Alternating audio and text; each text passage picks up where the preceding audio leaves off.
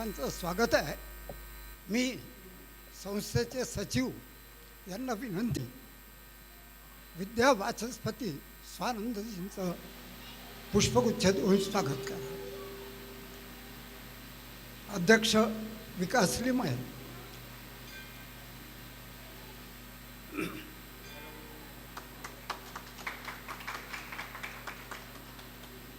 मी सचिव कुलकर्णी यांना विनंती करतो की विद्या वाचस्पती श्री कुंड यांचा थोडक्यात परिचय करून द्यावा. हॅलो, नमस्कार. आपल्या सर्व भक्तांचे आजच्या सभेत स्वागत आहे. मला थोडासा विद्या वाचस्पती प्राचार्य स्वानंद महाराज गजानन पुंड यांचा परिचय देणं आवश्यक खूप वाटत नाही. याच्यासाठी का सूर्याला जर म्हटलं सूर्य आहे हे दाखवावं अशी काही गरज नाही आहे, तर तसंच हे यांच्या ज्ञानाच्या तेजाने कुठल्याही सूर्यापेक्षा यांचं या ज्ञानाची प्रखरता कमी नाही आहे. तरी मला माझा त्यांचा परिचय करून देणं आवश्यक वाटतं आहे. ठीक आहे.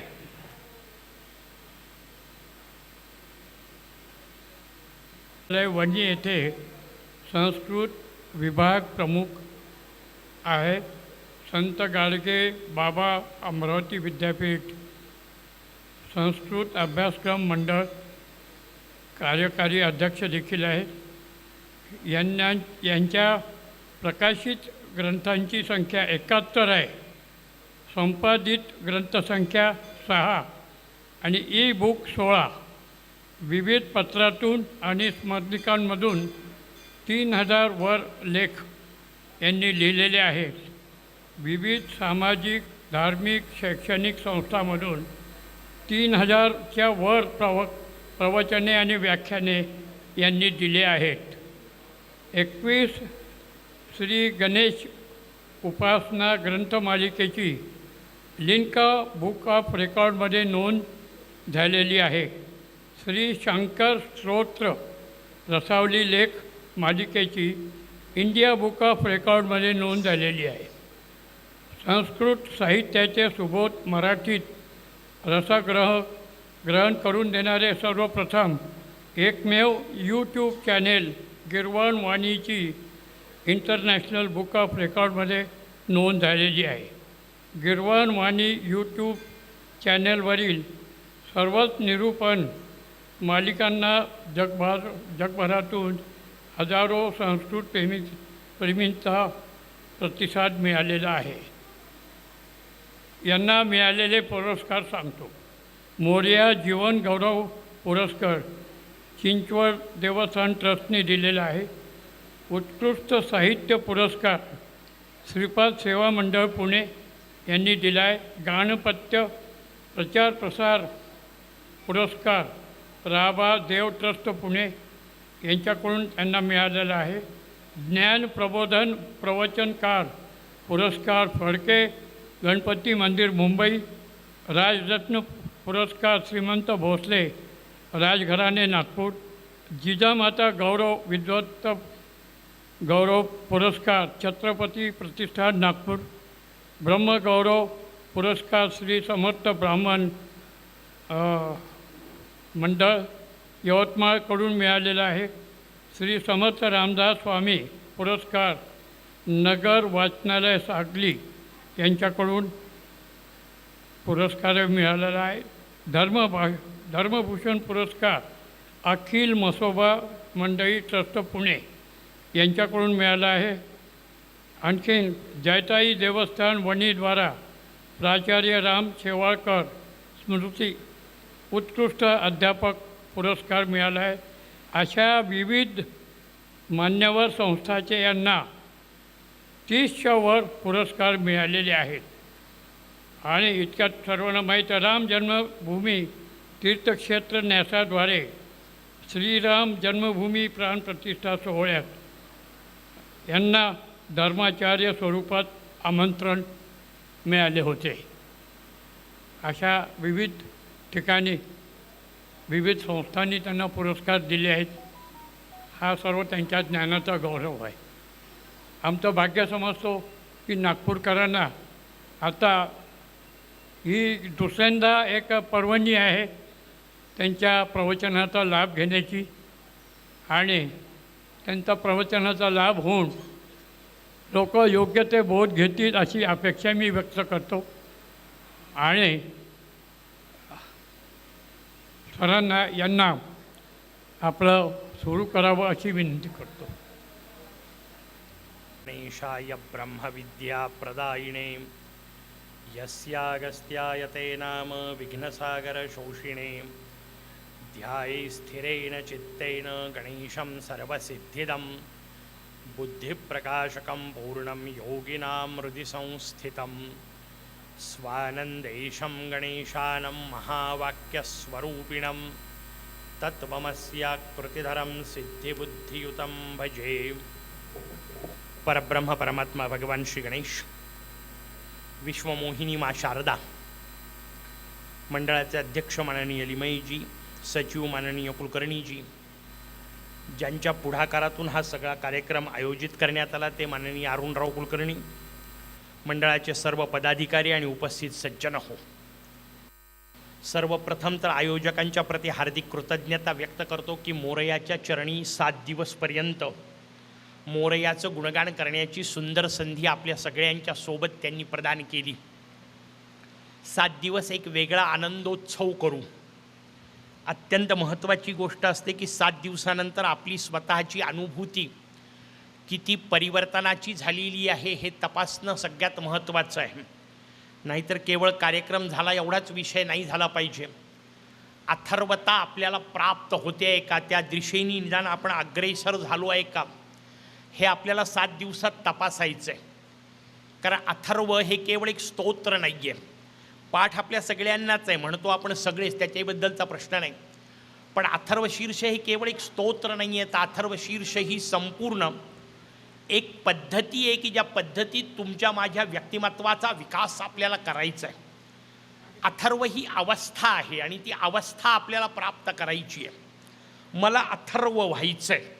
7 दिवसात आपलं प्रयोजन काय असणार आहे, तर मला अथर्व म्हणजे काय ते समजून घ्यायचं आहे आणि मी अथर्व होण्याच्या दिशेने काही प्रगती करतोय का ते समजून घ्यायचं आहे.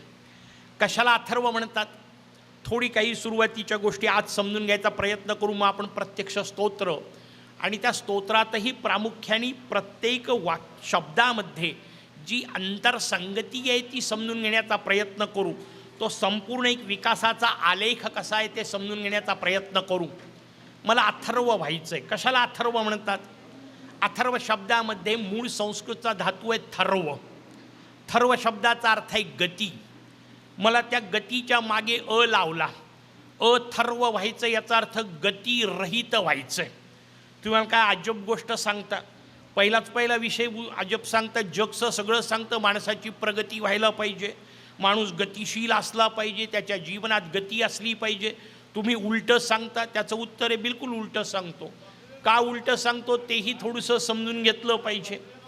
आजपर्यंत आयुष्यात गती किती केली, भरपूर गेली, प्रगतीसुद्धा किती केली, भरपूर केली, पण त्याचं जे फळ मिळायला पाहिजे होतं ते सुख, शांती, समाधान, प्रसन्नता हे फळ मिळालं का? सगळ्या गोष्टी केल्या. म्हणजे जी नोकरी लागण्यासाठी लोक वर्षानुवर्ष शिक्षण घेतात, नाना प्रकारे स्वतःला तयार करतात, ती नोकरी मिळाल्यानंतर अगदी पहिल्या दिवशीसुद्धा संध्याकाळी 5 वाजता कार्यालयातून बाहेर पडताना मग चेहरा वेडा वाकडा का असतो?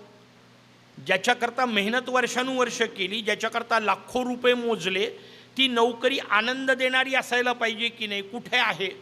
उलट बाहेर पडलं की सुटलो बापा याच्यातून, असं जर होत असेल तर याचा अर्थ कुठंतरी मुळात चुकत आहे. लक्षात घ्या.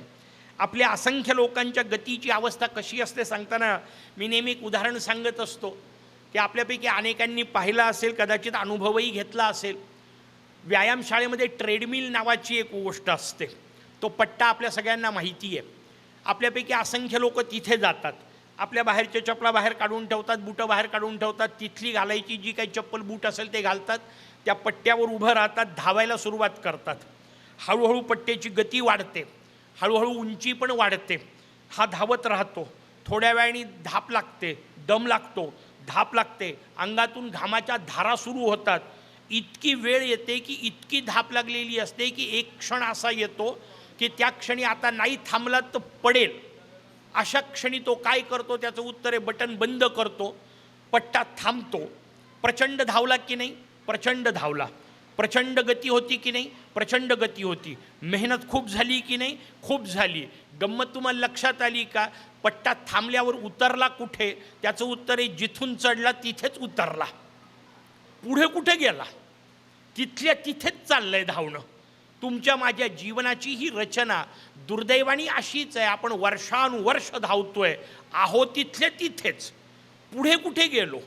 प्रगती नावाची गोष्ट कोणती झाली? गती मिळाली, प्रश्न नाही.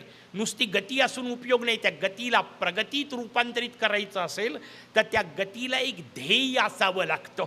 ध्येयहीन गती निरर्थक असते. नुसतंच धावत जाणं काहीच कामाचं नसतं, काहीच उपयोगाचं नसतं. त्यातून आपल्याला काहीतरी साध्य झालं पाहिजे. आणि ते साध्य काय असलं पाहिजे? तुमच्या माझ्या सगळ्यांच्या जीवनात साध्य एकच गोष्ट आहे, त्याचं नाव आहे आनंद. सुखाच्याही भानगडीत नका पडू, कारण सुखाची मोठी पंचायत आहे. सुखाला ताबडतोब दुसरी बाजू दुःखाची अनिवार्य आहे. सुख मिळालं की दुःख येणेच आहे. आणि आपल्याला अनेकदा असं वाटतं की जीवनात दुःख भरपूर आहेत. काही वेगवेगळ्या गोष्टी 7 दिवसात आपण मजेदार समजून घेण्याचा प्रयत्न करणार आहोत. लोक म्हणतात आमच्या जीवनात दुःख खूप आहे, सुख कमी आहे. बिलकुल नाही, असं नसतंच कधी. कायम लक्षात ठेवा, सुख आणि दुःख या जर एकाच नाण्याच्या 2 बाजू आहेत असं आपण म्हणत असू तर जगात असं कोणतं नाणं आहे की ज्याची एक बाजू लहान आहे आणि एक बाजू मोठी आहे? असं असूच शकत नाही. जेवढं सुख आहे तेवढंच दुःख आहे. पंचायत एक आहे. सुखाची अडचण अशी आहे की सुख लवकर संपून जातं.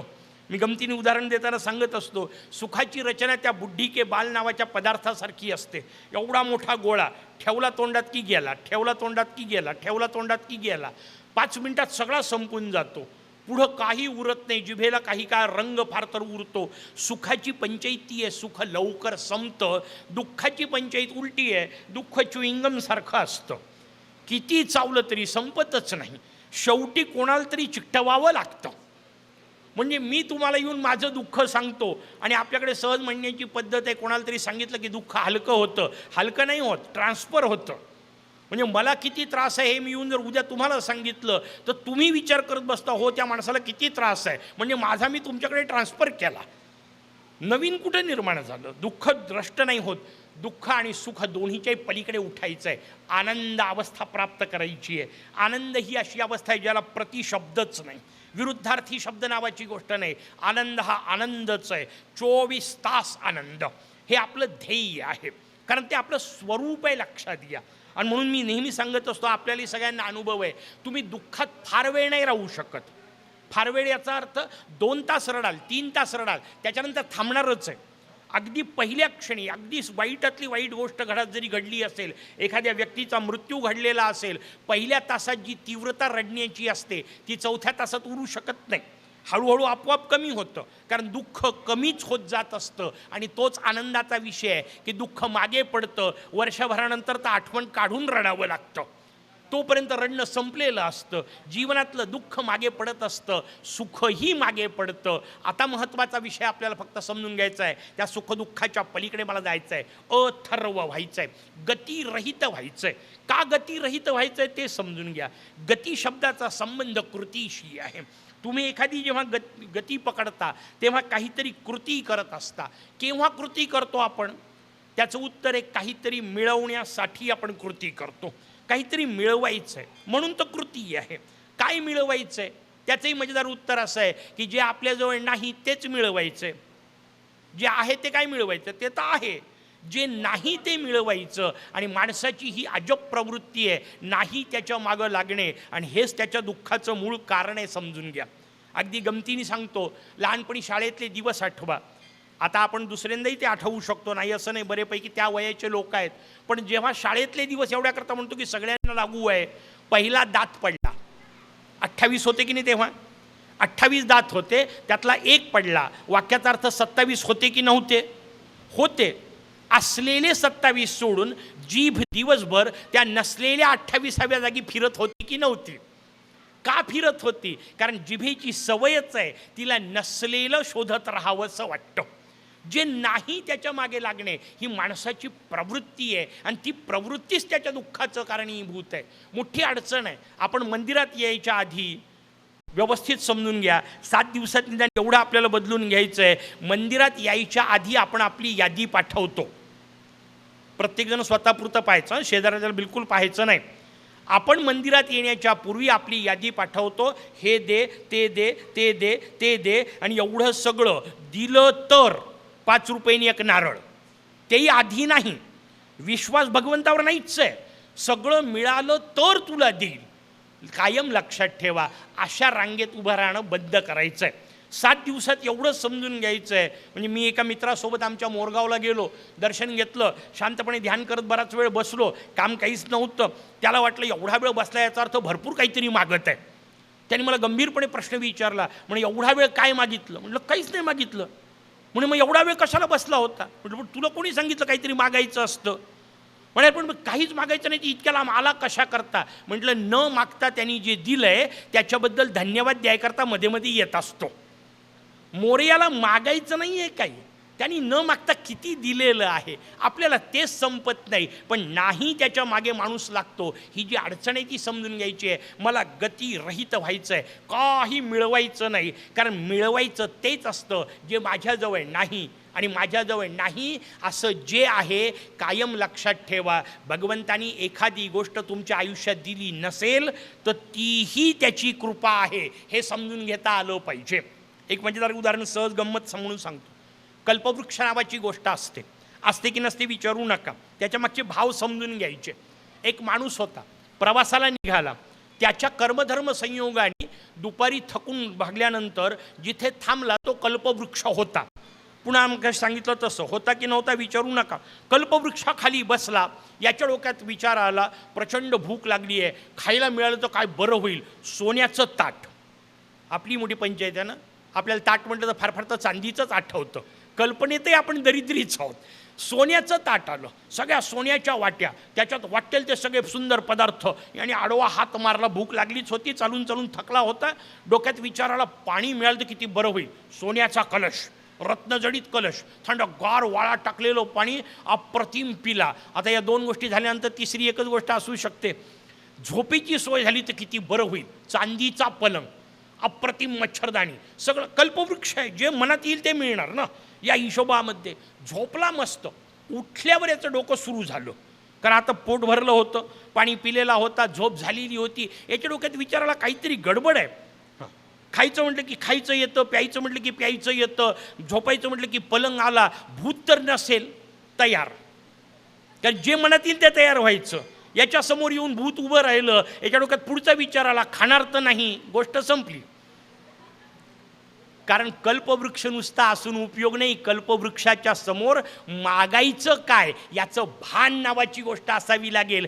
ती नसेल तर उपयोग नाही. माझा मोर या कल्पवृक्ष बसलाय, पण तो कल्पवृक्षाच्याही पलीकडे आहे. मला योग्य आहे ते देतो, मला योग्य आहे ते मिळतं. आणि म्हणून मला गतिरहित व्हायचं आहे, मला शांत व्हायचं आहे. कारण आजपर्यंत असंख्य गोष्टी मिळवल्या. संसारात सुख नाही असं नाही आहे, व्यवस्थित समजून घ्या. उगीच व्यासपीठावर बसल्यानंतर दणकून बोलायला काय लागते? हां, ज्या मुद्गल पुराणाच्या भरोशावर आपण सगळं तत्त्वज्ञान सांगणार आहोत, त्या मुद्गल पुराणाची गंमत तुम्हाला सांगतो. त्या मुद्गल पुराणामध्ये 8 खंडामध्ये 8 राक्षस वर्णन केले. नुसते नावं ऐकून ठेवा, गणपत्यात तत्त्वज्ञान किती वेगळं आहे ते समजेल. पहिल्या खंडातला राक्षस मत्सरासूर, दुसऱ्यात मदासूर, तिसऱ्यात मोहासूर, चौथ्यात लोभासूर, 5व्यात क्रोधासूर, 6व्यात कामासूर, 7व्यात ममासूर, 8व्यात अहंकारासूर. एक तरी बाहेर जायचं आहे नाही, सगळे आतमध्येच बसलेत. आपल्याच विकारांना राक्षस रूपात आपल्यासमोर मांडलं. पण पंचायत अशी असते की या व्यासपीठावर बसल्यानंतर जो संचार होतो ना, त्या संचारात ही एक सांगण्याची पद्धत असते. काम सोडा, क्रोध सोडा, मोह सोडा, मद सोडा. हळूच विचारा, बुवा तुमचं काय सुटलं? त्याचं उत्तर आहे काहीच नाही. आणि मग जर सांगणेवाल्याचं सुटलं नसेल तर इथं बसून किती बोललं तर तुमचं कसं सुटेल. आणि त्याच्या पलीकडची गोष्ट लक्षात ठेवा, सुटतच नसतं. काम क्रोध मदमोह मत्सर सोडा हे वाक्य तितकंच निरर्थक आहे जितकं या उपरण्यातले सगळे धागे काढून टाका, मग उरलं काय. धाग्यांचंच तर तयार झालंय. तसं कामक्रोधानीच देह प्राप्त झालेलं आहे. ह्या सोडता येत नाही. यांचं नियंत्रण करता येतं, यांचं नियोजन करता येतं. 7 दिवसात आपल्याला ते समजून घ्यायचं आहे की मी माझ्या सगळ्या वासनांचं भावनांचं नियंत्रण कसं करील, नियोजन कसं करील, हे आपल्याला समजून घ्यायचं आहे. मी जी गतीचा हिशोब आपल्याला सांगितला, संसारात सुख आहे, सगळ्या गोष्टीत सुख आहे. पंच ज्ञानेंद्रियांच्या माध्यमातून सगळ्या सुखाच्या संवेदना आपल्याला मिळतातच. उगीच असं म्हणायची गरज नाही. काय मला सांग, गुलाबजाम खाल्ले आणि वेडावाकडं वाटलं असं कोणी होणार आहे का? आनंदच मिळणार आहे. गालावून मोरपीस फिरवल्यानंतर दुःख थोडं होणार आहे कोणाला, आनंदच होणार आहे. लता दिदींचं गाणं ऐकलं वाईट वाटलं असं कसं होईल? आनंदच मिळणार आहे. 5ही ज्ञानेंद्रियांनी आनंद मिळतो, सुख मिळतं. अडचण एक आहे, टिकत नाही. बस तेवढाच भाग महत्त्वाचा आहे. संसारात मिळणाऱ्या कुठल्याही गोष्टीतलं सुख टिकाऊ नाही आहे. आणि पलीकडची गोष्ट ते टिकाऊ नाही, सोडून द्या. ते ज्याला मिळतं तो हा देह टिकाऊ नाही आहे. ही मोठी पंचायत आहे. सुखाकरता तुम्ही साधनं गोळा करता. हजारो लोक वाटेल तशा पद्धतीने कोट्यावधी रुपये गोळा करतात. आणि मग रात्री एक दिवस चुकून आकाशवाणी होते, मेरे प्यारे भाई और बहनों, आणि रात्रीतून तुमच्या तिजोऱ्यामधल्या सगळ्या गोष्टींचा कचरा. का? कारण एका दिवसात नोटा बंद. साधनं नुसती वाचून उपयोग नाही, त्या साधनांच्या माध्यमातून मिळणारं सुख. कारण शेवटी सगळ्यात महत्त्वाची गोष्ट आहे, लक्षात घ्या, मोठं घर असलं पाहिजे, बिलकुल असलं पाहिजे. मला थोडं द्यायचं, त्याच्यामुळे मी कशाला काळजी करू. अप्रतिम बंगला असावा, त्यात अप्रतिम बेडरूम असावी, त्यात भला मोठा पलंग असावा, अप्रतिम लागलेला AC असावा, सुंदर टाकलेली चादर असावी, लागलेली मच्छरदाणी असावी, गाद्या गिरद्या सगळ्या गोष्टी असाव्यात. पण या सगळ्याच्या पलीकडे आणखीन एक गोष्ट असावी ना, झोप. ती नसेल तर या बाकी सगळ्याचा उपयोग काय? पण पंचायत अशी आहे, हे सगळं ज्यांच्याजवळ असतं त्यांचं सकाळचं गाणं फार अजब असतं, करवटे बदलते रहे सारी रात हम. रात्रभर झोपलेच नाही, मग उपयोग काय या सगळ्याचा? साधनांचा उपयोग झाला पाहिजे. आपल्याला ते समजून घ्यायचं आहे की साधनांमध्ये सुख नाही आहे. आजपर्यंत किती वेळा खाल्लं, किती वेळा पिलं, किती वेळा आनंद भोगले, हजारो वेळा जर त्या गोष्टी केल्या आणि त्यानंतर जरही तृप्तता येत नसेल तर आपल्याला समजून घ्यायचं आहे की काहीतरी चुकत आहे. आणि ते काहीतरी काय चुकत आहे त्याचं उत्तर आहे अथर्व शीर्ष समजून नाही घेतलं हे चुकत आहे. म्हणून मला अथर्व व्हायचं आहे, शांत व्हायचं आहे, सुखी व्हायचं आहे. हे सगळे शब्द एकदा वापरून टाकतो, पुढच्या प्रत्येक वेळा ते एकत्र समजून घेत जा. मला शांत व्हायचं आहे, मला सुखी व्हायचं आहे, मला समाधानी व्हायचं आहे, मला प्रसन्न व्हायचं आहे, मला आनंदी व्हायचं आहे, मला अथर्व व्हायचं आहे. एकाच अर्थाचे सगळे शब्द हे एकाच पद्धतीने समजून घ्यायचे. मला अथर्व व्हायचं आहे. काय करावं लागेल? पहिला हिशोब सांगितला, ज्याच्यामध्ये शांतिमंत्र आपण त्याला म्हणतो, कारण शांतीच मिळवायची आहे म्हणून मंत्र शांतिमंत्र सांगितला. पहिली गोष्ट सांगितली आणि गडबड अशी आहे, त्या पहिल्याच जागी आपण नापास होतो. कारण पहिला नियम सांगितला, अथर्व व्हायचं असेल तर पहिलं सूत्र भद्रम कर्णेभिः शृणुयाम देवाः. आम्ही कानांनी फक्त चांगलं ऐकू. नापास होतो की नाही? होतो. इथे बसलेल्या सगळ्यांना मी माझ्या सकट म्हणतोय, काळजी करू नका, आपल्याला चांगलं ऐकायला आवडत नाही. उलटा प्रकार जास्त वाईट, आपल्याला वाईट ऐकायला आवडतं. तुम्हाला सिद्ध करा, बिलकुल सिद्ध करतो. कल्पना करा, उद्या मी महाद्वारापाशी उभा राहिलो आणि 1 तासभर गजानन गजानन गजानन करायला सुरुवात केली. किती जण थांबाल तुमच्यातले? कोणी थांबत नाही. जाऊ दे, ते महाराज आहे म्हणत राहतो आपला, म्हणू दे त्याला म्हणायचं असेल तर. मी गजानन गजानन करत आहे, तुम्ही ऐकायला थांबत नाही. कार्यक्रम एवढा घेतला, श्रोते येतील की नाही या आयोजकांच्या काळजीचा विषय. लोकांना चांगलं ऐकायला आवडत नाही याच्यापेक्षा दुसरा पुरावा नाही. भाव समजून घ्या. मी तिथे गजानन गजानन करतो उभे राहिलो तर तुम्ही थांबणार नाही. आता उलटा प्रकार विचार करा, फक्त केवळ विचारच आहे, कारण ते होणार नाहीच आहे. मी समजा तिथे उभा राहिलो आणि 1 तास शिव्या द्यायला सुरुवात केली, तुम्ही ब्रेक माराल की नाही? येताना गाडीचा विनाकारण ब्रेक मारता, तुम्हाला शिव्या देतोय? नाही. तुमच्या जवळच्या कोणाला देतोय? नाही. ज्या बाबतीत देतोय त्याच्यात तुमचा काही संबंध आहे? नाही. पण तरीही तुम्ही ब्रेक मारता की नाही? रस्त्यात कोणाचंही भांडण चालू असलं तर आपण थांबून पाहतो की नाही? त्या भांडणाचा आपल्याशी काही संबंध नसला तरी आपल्याला थांबावं वाटतं की नाही? याचा अर्थ आपल्याला भांडण ऐकावं वाटतं. सिद्ध? बरं, त्यातलं पुढचं वाक्य आणखीन भयानक आहे. तुम्हाला शिव्या ऐकाव्या वाटतात, या वाक्याचा अर्थ खरं तर द्याव्या वाटतात, हिंमत नाही आहे. म्हणून कोणीतरी देतोय ते आपण ऐकतो. आपल्याला भांडायची इच्छा आहे, जमत नाही, म्हणून लोकांचे भांडणं ऐकून त्यातून आपला आनंद मिळवणे, याला मालिका असं म्हणतात. पंचायत आहे मोठी. कोणीतरी कोणाला तरी शिव्या देतो, हे ऐकायची जी हौस आहे त्याला आजकाल राजकीय व्याख्यानं असं म्हणतात. तो शिव्या देतोय, त्याला देतोय, का ऐकायचं? पण आपल्याला हौस, कारण आपल्याला ऐकायला आवडतं.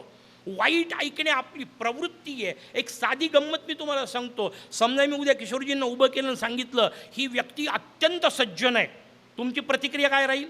असेल बुवा. असते की नाही? स्वतःला विचारा. मी एवढ्यानी सांगतोय हा असेल बुवा, पण मी जर समजा सांगितलं, एक माणूस उभा केला आणि त्याला सांगितलं हा एकदम नालायक आहे, आपली प्रतिक्रिया वाटलंच होतं. वाईटावर किती विश्वास आहे आपला, लक्षात ठेवा. ही वाईटावरची विश्वासाची जी अवस्था आहे ना, तीच आपल्याला अथर्व होऊ देत नाही, कारण आपल्याला वाईटावरच विश्वास आहे. म्हणजे मला सहज जीवनातला एक प्रसंग आठवला. जेव्हा सकाळी गीतांजलींनी निघालो मुंबईवरून आणि आरामशीरच लवकर उठलो होतो, स्नानपूजा करून बसायचं. मी आरामशीरवरच्या बर्थवर गेलो, आरामशीर पाठ टेकवली, झोपलो थोडंसं. एकदम सुंदर स्वर कानावर आले. कोणीतरी एक भिकारी आला होता, गाणं म्हणत होता. एक गाणं म्हणता म्हणता त्याने आपल्या सगळ्यांच्या समोर हात केला. मी आपल्या खिशात हात घातलं, जे काय होतं ते त्याला दिलं. फक्त एकच वाक्य त्याला सांगितलं आणि म्हटलं इतका सुंदर आवाज दिला आहे भगवंतानी, जरा देवाची गाणी म्हणत जा. काय चित्रपटाच्या वेड्यावाकडे घाणेरडे गाणं म्हणतो? तर त्यांनी मला दणकून उत्तर दिलं, हे म्हणे देवाचे वगैरे गाणे म्हटल्यानंतर पैसे मिळत नाहीत. तो चालला गेला. बाकीच्यांना चर्चेला विषय मिळाला. जे खाली बसले होते त्यांची चर्चा, बरोबर आहे, देवाच्या गाण्यांनी कुठं पैसे मिळतात का वगैरे वगैरे सगळा विषय. अर्धा तास त्या सगळ्यांची चर्चा झाली. त्यातल्या एकाच्या लक्षात आलं की ज्याच्यामुळे चर्चा सुरू झाली आहे तो तर शांत झोपला आहे, तो काहीच बोलत नाही. शेवटी एकाने मला उठवलं, खाली उतरवलं, म्हणे तुमचं काय मत आहे? म्हटलं काय मत आहे, तुम्ही अत्यंत निरर्थक गोष्टीवर चर्चा करताय. म्हणे अरे असं नाही, बरोबर आहे त्याचं म्हणणं, देवाचे गाणी मिळून पैसे कुठं मिळतात. मी त्यांना सांगितलं, म्हटलं तुम्ही अजित कडकडींचं नाव ऐकलं आहे का? ते म्हणे हो. म्हणे तुम्ही सुधीर वाडकरांचं नाव ऐकलं आहे का? सुरेश वाडकरांचं नाव ऐकलं आहे का? म्हणे हो. म्हटलं मला सांगा, हे एका कार्यक्रमाची जेवढे घेतात तेवढे अख्ख्या रेल्वेतले सगळे भिकारी मिळून मिळवत नाहीत, आणि हे फक्त भक्तिसंगीत गाऊन त्याच्या भरोशावर मिळवू शकतात. तुम्हाला सज्जनतेवर, चांगुलपणावर विश्वासच उरलेला नाही, इथे पंचायत आहे. आपल्याला वाईटावर आपला विश्वास बसतो, इथे खरी अडचण आहे. अथर्वता तिथे पंचायतीची होते. आणि म्हणून पहिल्यांदा सांगितलं मला चांगलं ऐकायचं आहे. चांगलं ऐकायचं आहे. चांगलं काय आहे? जगात एकच गोष्ट चांगली आहे. संतांनी आमच्या सांगून ठेवलं, अमृताहुनी गोड नाम तुझे देवा. ऐकायचं असेल तर तेवढंच ऐकायचं. 7 दिवसात फक्त एकच शब्द पक्का बसवून घ्यायचा आहे, गजानन गजानन गजानन. ऐकायचं असेल तर काय ऐकायचं? मोरयाचं स्तवन ऐकायचं. ऐकायचं असेल तर संतांचं साहित्य ऐकायचं. जे ऐकल्यानंतर चित्तशुद्धी, शांत होते ते ऐकायचं ना. आमचे सुनीलदादा चिंचोळकर नावाचे अद्वितीय समर्थ भक्त होते. ते मस्त शब्द वापरायचे, जे ऐकल्यानंतर चित्त चलित आणि विचलित होतं असं साहित्य चुलीत गेलं तरी चालेल. चित्त चलित आणि विचलित करणे हा प्रयोजनाचा भाग नाही आहे. शांत झालं पाहिजे, प्रसन्न वाटलं पाहिजे, आनंद मिळाला पाहिजे. पहिली गोष्ट सांगितली, भद्रम करणे बी शृणुयावदेवः. मी चांगलं ऐकायला सुरुवात करीन. आणि महत्त्वाची गोष्ट, मी ऐकायला सुरुवात करीन. ते फार महत्त्वाचं आहे. पंचायत अशी आहे, पुढे आपल्याला येणार आहे अवश्रोतारम, तेव्हा त्याचा विचार करू. पण इथं बसलेले बहुसंख्य लोक ऐकतच नाहीत. धक्कादायक वाक्य आहे, पण माझं एक बरं आहे, मी व्यासपीठावर बसलो आहे तोपर्यंत मी सुरक्षित आहे. इथं काही मला कोणी विरोध करत नाही आणि मी पटवून दिल्याशिवाय खाली उतरतच नाही, काळजीच नाही. तुम्ही बसलेले कोणी ऐकत नाही आहात. पण हे पहिल्यांदा कळलं तरच पुढं उद्यापासून ऐकायला नाही व्यवस्थित, म्हणून पहिले सांगणं भाग आहे. इथं बसलेले कोणी ऐकत नाहीत. का ऐकत नाहीत? व्यवहारातले उदाहरणं बाहेरचे सांगतो, तुम्ही त्याच्यातले नाही आहेत असं गृहीत धरा. एका कार्यक्रमाला गेलो, कार्यक्रमामध्ये दासबोधावर बोलायचं होतं, जीवनातलं रचना कशी असावी याच्यावर बोललो. एक बाई आल्या, काठी टेकवत टेकवत आल्या, म्हणे मी आयुष्यभर नवऱ्याला हेच सांगितलं, हे ऐकतच नाहीत. दुसऱ्या दिवशी आता काहीतरी उपाय सांगा. म्हटलं काय उपाय, एकच आहे, उद्या त्यांना घेऊन या. उद्या घेऊन आल्या, समोर बसल्या. समोर बसल्यानंतर मला आठवलं या बाईंना कालचं नवऱ्याला सांगायचं होतं. मी दुसऱ्या दिवशी वेगळ्या शब्दात पुन्हा तेच सांगितलं. सगळा कार्यक्रम संपल्यानंतर बुवा माझ्याकडे येतो आणि मला म्हणतो मी हिला रोज हेच सांगतो, ही ऐकत नाही. याचा अर्थ ही ऐकते त्याच्यासाठी, तो ऐकतोय याच्यासाठी. पण मला विचारा, शांतपणे स्वतःला विचारा, आपल्या डोक्यात बसल्या बसल्या चाललंय की नाही. हे काकाला लागू पडतं, हे मामाला लागू पडतं, हे आत्याला लागू पडतं, हे भावाला, हे बहिणीला, हे आत्याला, हे मावशीला. शेवटी हा आसन झटकून उठतो, आपल्याला काही सांगितलं नाही, लावून घेतच नाही. श्रोते आजकाल निर्लेप झालेत. आणि ही निर्लेप अवस्था असेल तर तुम्ही अथर्व नाही होऊ शकत, लक्षात घ्या. म्हणून पहिला हिशोब सांगितला, मी चांगलं ऐकील. दुसरा हिशोब सांगितला, भद्रम पश्ये, मी चांगलं तेवढं पाहिल. मोठी अजब रचना आहे, लक्षात घ्या. हां, मुद्दाम पहिल्यांदा नाही म्हटलं, पहिल्यांदा ऐकणे म्हटलं, कारण वाईट ऐकायला आवडतं. हां, वाईट पाहायला नाही आवडत आपल्याला. आपल्याला चांगलीच गोष्ट पाहायला आवडते. आणि मग चांगलं काय आहे त्याचं उत्तर आहे, एक माझ्या मोरयाचं रूप पाहायचंच असेल तर ते पाहायचं. म्हणून भद्रम पश्ये माक्षवीर्यत्राहा स्थिरैही अंगैही. फार महत्त्वाची गोष्ट आहे, अंग स्थिर असलं पाहिजे. कारण शेवटी उपनिषदांनी सांगितलं, नायम आत्मा बलहीनेन लभ्यः. बलहीन माणसाला आत्मा मिळत नाही. पण आपल्याकडची पंचायतच अशी आहे, कोणालाही विचारा, एखाद्या तरुणाला विचारा चलतो का प्रवचनाला, तो म्हणतो म्हातारपणी जाऊ. म्हटलं म्हातारपणी कशाला जायचं, म्हणे ऐकायला. म्हटलं येतं का ऐकायला? आणि ज्या काळात ऐकायलाच येत नाही त्या काळात ऐकायला जाऊन करणार काय? पण पंचायत माझी अशी असते, रामायण महाभारतावर बोलायचं असतं, रामायणामध्ये हनुमंताची उडी सांगायची असते आणि समोर काठी टेकवत टेकवत येऊन बसलेले लोक असतात. काय हनुमंताची उडी सांगणार? हा हिशोब समजून घ्या. स्थिर अंग, शरीर मजबूत जेव्हा असेल तेव्हा शरीराच्या पलीकडे उठता येईल. शरीरातच जर अडकलेले असाल, त्या शरीराच्याच बंधनात असेल तर मग पुढे उठणे नावाची गोष्ट कशी होणार आहे? तो भाव समजून घ्यायचा आहे. म्हणून स्थिरैही अंगैही, अंग मजबूत असलं पाहिजे. त्याच्याकरता आपल्याकडे आसन प्राणायाम सांगितले. पण पंचायत अशी आहे, थेट आसनं करतात, थेट प्राणायाम करतात आणि मग काहीच फळं मिळाले नाही की ओरडतात, याच्यात काही ठेवलेलं नाही. म्हटलं बिलकुल ठेवलं आहे. म्हणे का फायदा मिळत नाही? म्हटलं थेट तिसरीत जर प्रवेश घेतला तर अभ्यासक्रम समजल कसा? म्हणजे काय म्हणे? म्हटलं यमनियमांचं काय? यमनियम न करता जर आसन प्राणायाम कराल बरं वाटेल, फायदे नाही होणार आहेत.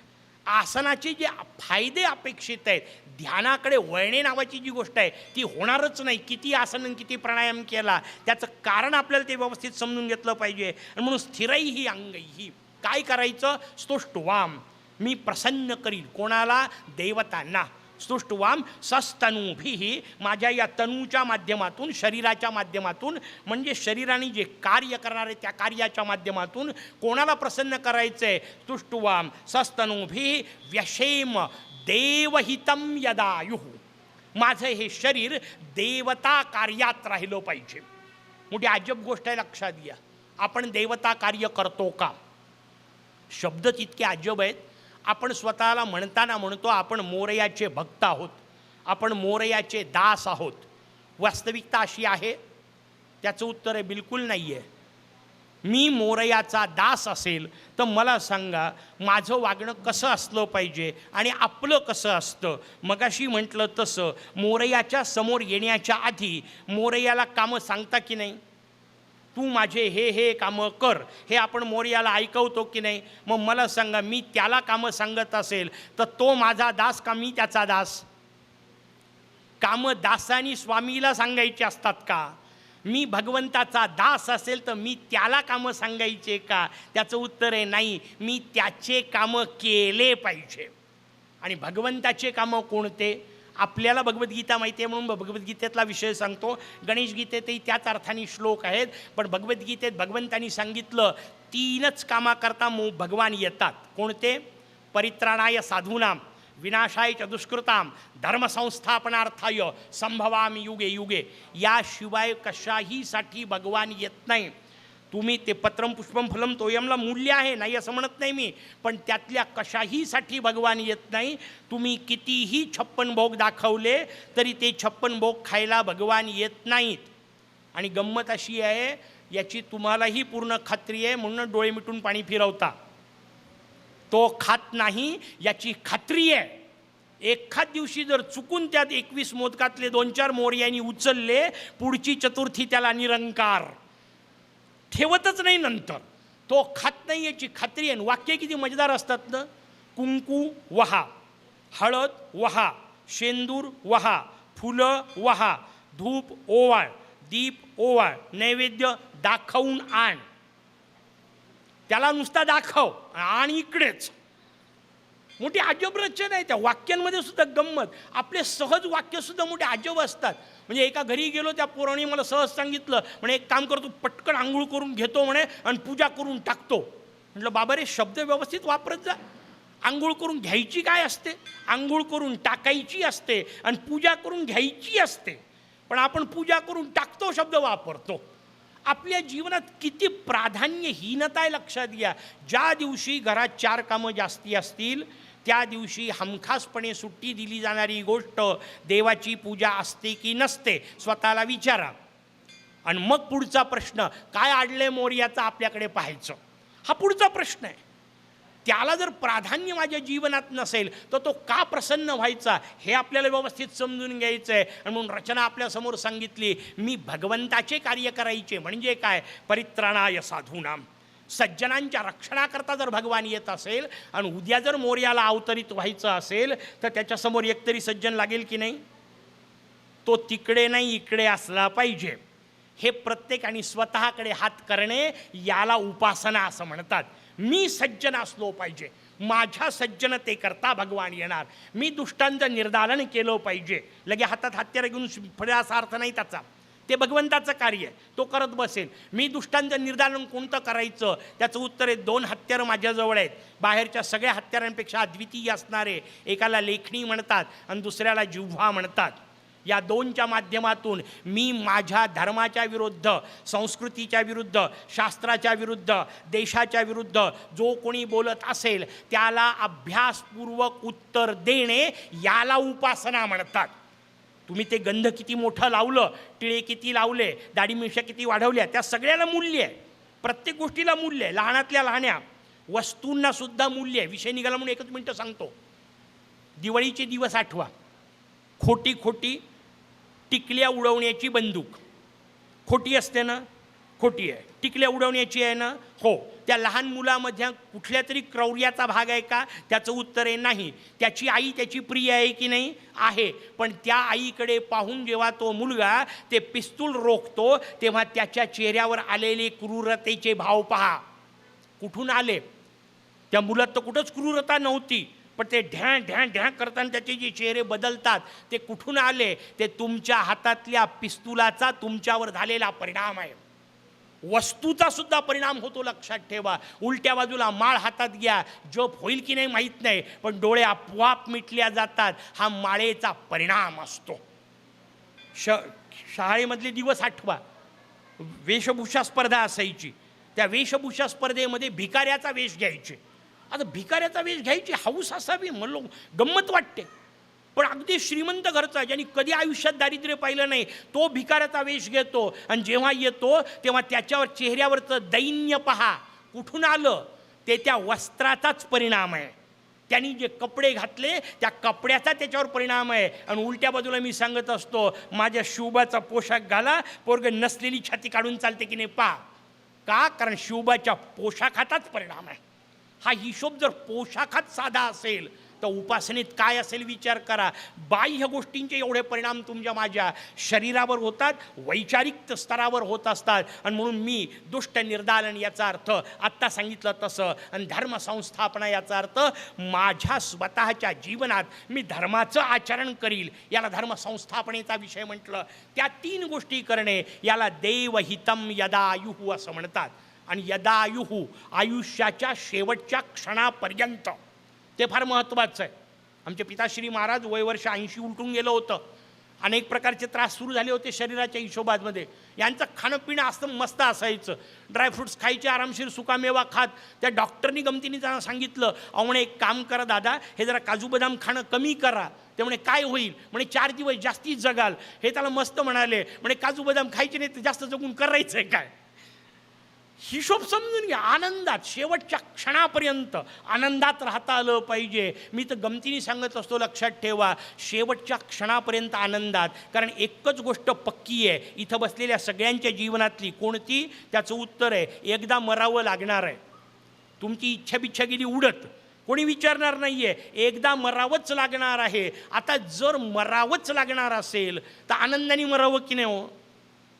मी गमतीने सांगत असतो, ज्या दिवशी यमराज येतील, दारात उभे राहतील, ते आल्यानंतर त्यांनी सांगितलं चला, की त्यांना सांगता आलं पाहिजे, तुम्ही मागे सरका, आज रेडा हम चलाएंगे.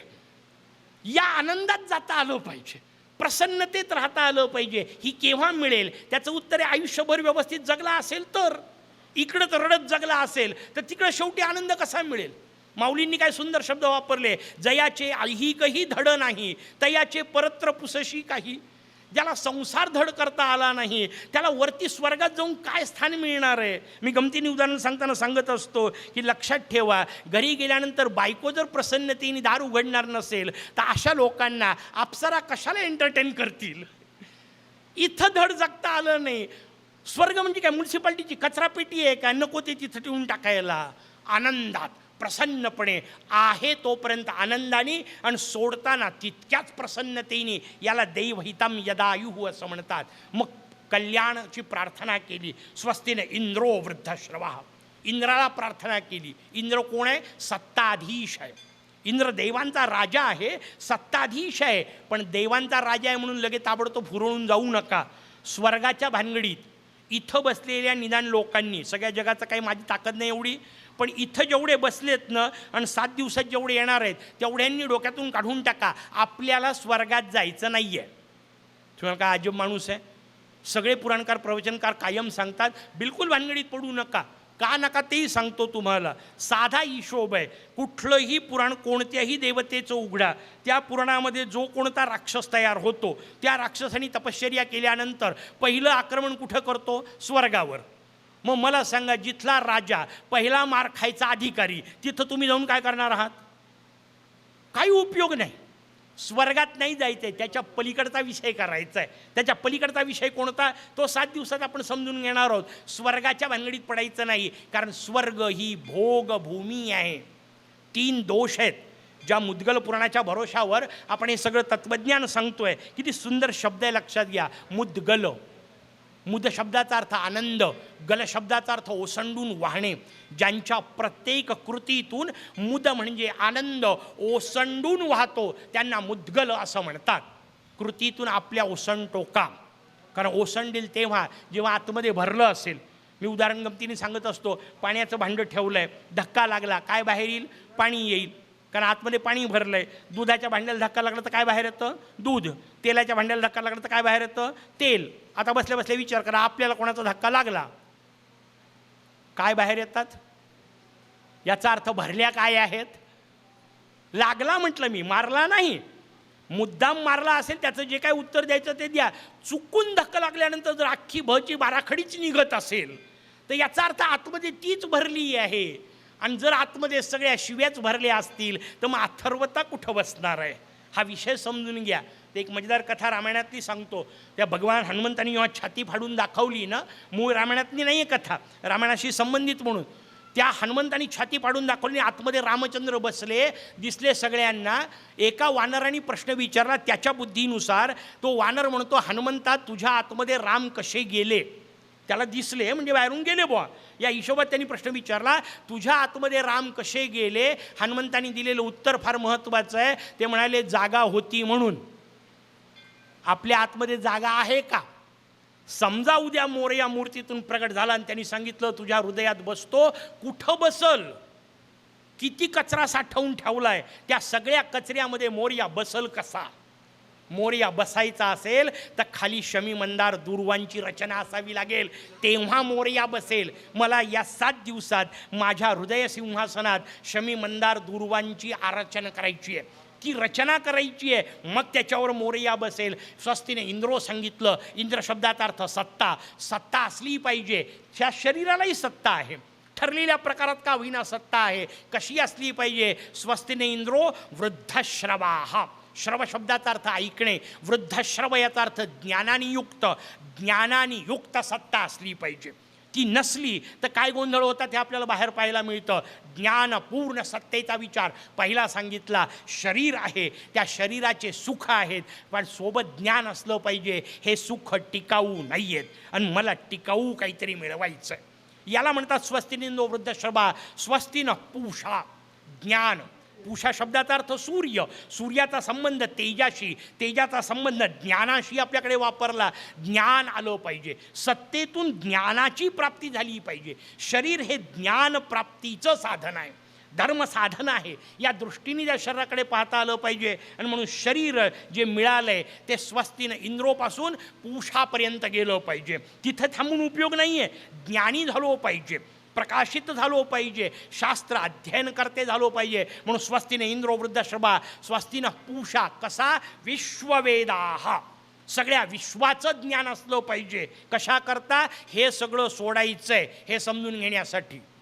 पण सोडायचं या वाक्यात तेव्हाच मजा आहे ना जेव्हा असेल. म्हणजे चतुर्थीची व्याख्या सांगताना आमचे गुरु महाराज सांगायचे, घरामध्ये सगळे डबे भरलेले असताना, मला खाण्याची शक्ती असताना, माझी पचवण्याची शक्ती असताना, पाहणारं कोणी नसताना मी न खाणे याला चतुर्थी असं म्हणतात. सगळं असल्यावर त्यागाची गोष्ट ना. नाहीच आहे जवळ. मी उद्या समजा तुम्हाला सांगितलं मी राष्ट्रपती पदाचा त्याग केला, तुम्ही हसालच ना फक्त. तुम्हाला धडपती होता येत नाही, राष्ट्रपती कुठला होणार आहे? राष्ट्रपती पदाचा त्याग केला, मला बसवणार कोण होतं? त्या त्यागाला काय अर्थ आहे? त्यागाची गोष्ट तेव्हाच म्हणता येते जेव्हा त्याची वास्तविकता तुमच्याजवळ असते. आणि म्हणून ज्ञान आहे, विश्वाचं ज्ञान, पण ते सगळं सोडायचं आहे. कारण हे सगळं सुटणारच आहे. आणि हे सगळं नाही सुटलं तर ज्याच्याकरता जमवलंय तो हा देह सुटणार आहे. याची खात्री करून घ्यायची. याचा अर्थ रडत बसायचं नाही. व्यवस्थित समजून घ्या. अध्यात्मा इतकी आनंदाची गोष्ट नाही. एकच उदाहरण देतो, अध्यात्म आपल्याला नेमकेपणाने समजेल. अध्यात्म कळलं आमच्या माता भगिनींना सकाळी रांगोळी काढताना. काय मजेदार रचना आहे लक्षात घ्या. त्या सगळ्या जणी मन लावून रांगोळी काढतात. मला सांगा दुसऱ्या दिवशी रांगोळी मोडणार हे तुम्हाला माहिती आहे की नाही? माहिती आहे. नव्हे नाही मोडली तर ह्याच मोडणार, पुन्हा पुसून काढणार, पुन्हा नवीन रांगोळी काढणार. पण हे सगळं मोडणार आहे हे माहिती असून त्यात रंग भरणे याला अध्यात्म म्हणतात. अध्यात्म आपल्याला असं समजून घ्यायचं आहे. ही रचना आपल्याला समजून घ्यायची आहे. आणि मग स्वस्तीने इंद्रो वृद्धश्रवा. स्वस्तीनं पूषा विश्ववेदाः. स्वस्तीनं स्तार्क्षो. स्तार्क्ष शब्दाचा अर्थ आहे गरुड. गरुडाची गती असली पाहिजे. पण गतीमध्ये मगाशी सांगितलं तसं नुसतीच गती नाही. गरुड गती तेव्हाच पकडतो जेव्हा वर भगवान बसलेले असतात. गतीच्या वर भगवंताचं अधिष्ठान असलं पाहिजे. एक तर भगवंताला माझ्याकडे आणण्यासाठी किंवा मला भगवंताकडे नेण्यासाठी. तुकोबांचा अद्वितीय अनुभव. त्याच्याकरता गरुड येतात. तो हिशोब. म्हणून स्वस्तीनं स्तार्क्षो. अरिष्टनेमीही. आणि स्तार्क्ष म्हणजे गरुडाची वैशिष्ट्ये आहे. गरुड एका उंचीपर्यंत उडतो, तोपर्यंतच फक्त पंख हलवतो. त्यानंतरची रचना अशी असते त्याला काहीच करायची गरज नसते, तो शांत विचरण करत राहतो. तसं या जीवनातल्या सगळ्या गोष्टींच्या वर उठायचं आणि मग फक्त मोरयाच्या कृपेवर तळत राहायचं. याला स्वस्तीनं स्तार्क्षो असं म्हणतात. हे स्वस्तीनं स्तार्क्षो कसा येतो? अरिष्टनेमी. अरिष्ट म्हणजे संकट दूर करणारा. संकट कोणतं? त्याचं उत्तर आहे थर्वता. हेच संकट. अथर्वता हेच अरिष्ट नेहमी.